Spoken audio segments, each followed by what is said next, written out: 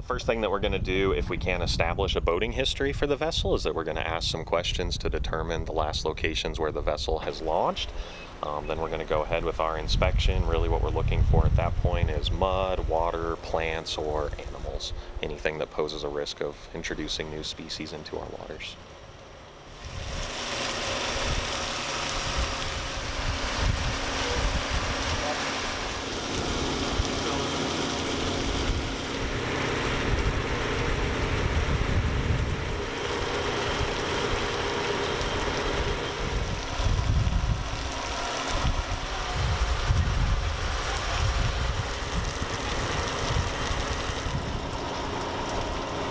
If you're a boater, you can see that this is going to start to cause some problems for your vessel as these things start to grow up inside of the engine. It's not going to be able to effectively cool itself, so you're going to have some mechanical issues.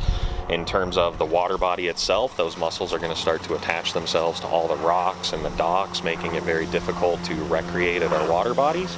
And it's also going to ultimately start clogging up the infrastructure that's used for hydroelectric facilities, water distribution. So it is going to have significant cost to everybody that uses